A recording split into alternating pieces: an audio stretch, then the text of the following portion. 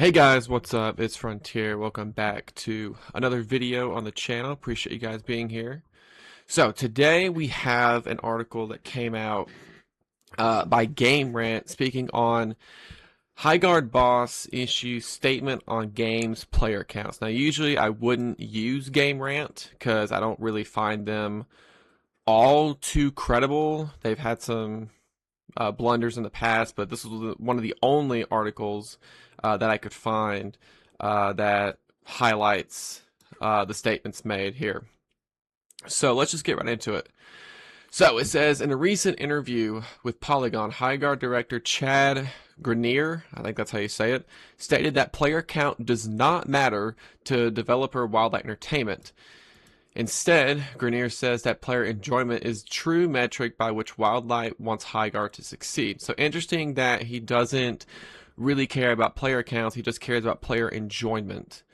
Even though player counts is what kind of makes or breaks a game. You can enjoy a game very much, but if there's not many people playing it, it's not going to get the big shine that it needs, and for them to make more money to put more things into the game.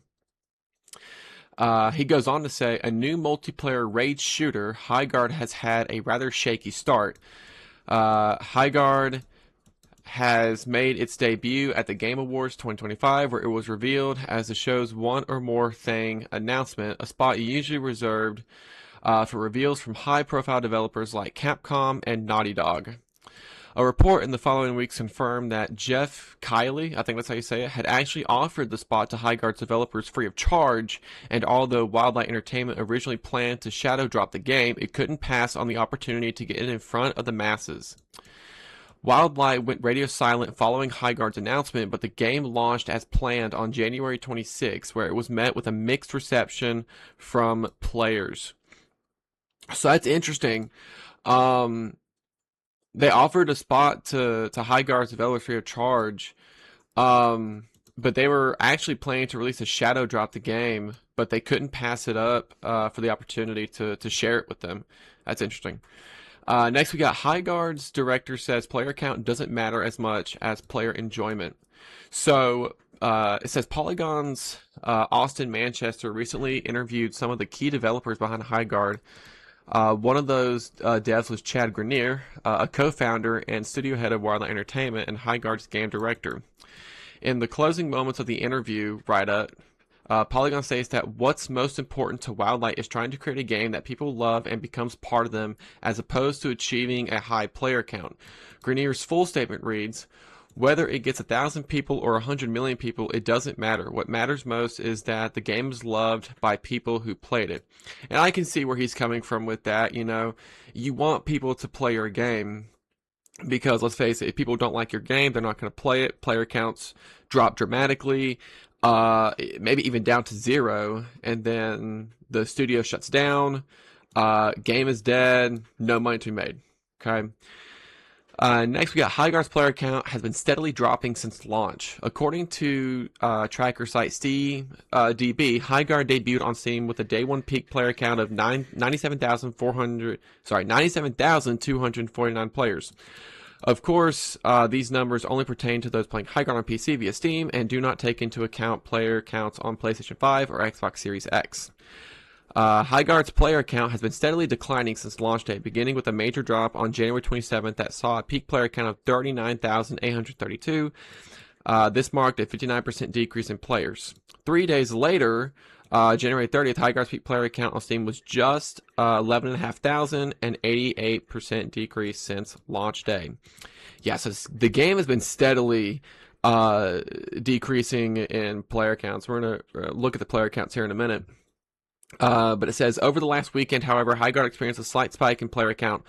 On Saturday, January 31st, Highguard's 24-hour peak rose to just about 15,000 players. The slight rise coincided with the release of several sizable updates that brought various performance improvements and tweaks to the game.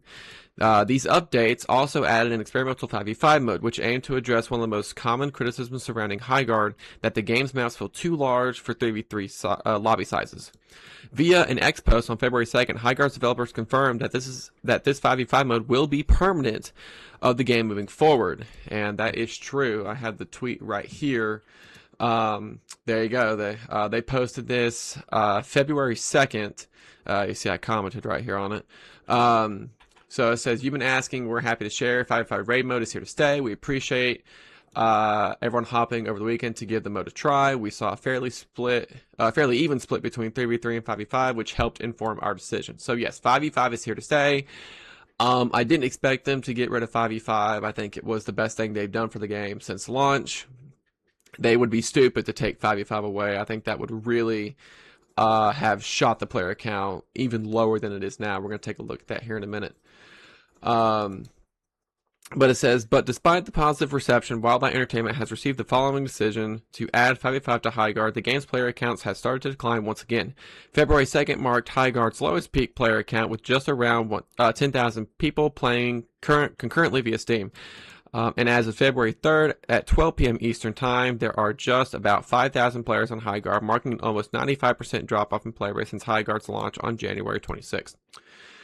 So if we look at player accounts right now, we see currently it is about 5 o'clock when I am, let me go ahead and refresh this real quick. It's currently 5 o'clock about the time I'm recording this. So currently we have about 4,200 players playing right now. The 24-hour peak is 6,700. That's pretty low, considering that when the update came out, we were looking at 15,000 players. A drop-off that significant means Wildlight's got to do something pretty quick to make sure that players stay. And if you watch my recent video about my initial thoughts, the biggest thing that I think we need is some sort of progression system where players feel that they are playing for something. They're not just playing the game, okay? Play to earn something. All right. Sorry, I left my phone. Play to earn something. Okay. And just hero balancing and just make players feel that their time is being rewarded. Well worth it, you know? So, and this was the article that Game Rant was looking at when they made that. So, this one just talks about the development cycle. It took them 4 years to actually make Highguard, but I'm not going to read this. It just kind of says the same thing that Game Rant did, but it just kind of goes into how Highguard was made.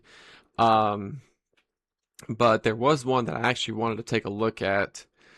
I wanted to see if I could find it on here. Let's see here.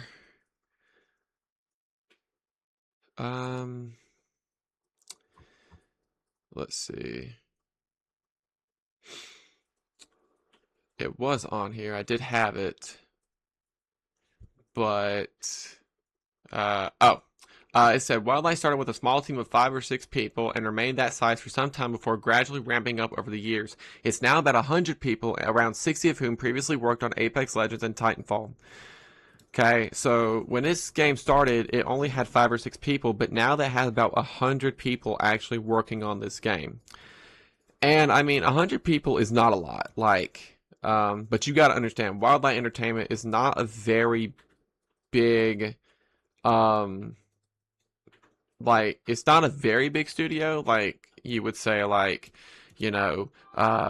Bungie, the creators of the Halo series, and of course you're working on Destiny 2, Activision, they're not as big, and they're independent. They're an independent company, all right? Independent development company, all right? So they don't have the financial backing that other games do, like Apex Legends and Titanfall, Of course, Respawn Entertainment made this, but they're being backed by other people that give them money. So overall, it's an interesting article that he, doesn't really care about the player count. He just cares about player enjoyment, which I can see.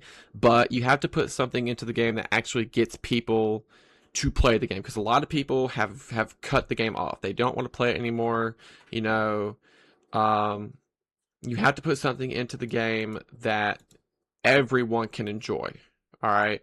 Again, like player progression, have something that people can play and have something that they can earn. All right. Whether it be, cosmetics, um, like banners, emblems, different gun cosmetics, character cosmetics, something in the game. Because right now, there's not a lot of things people can play to earn.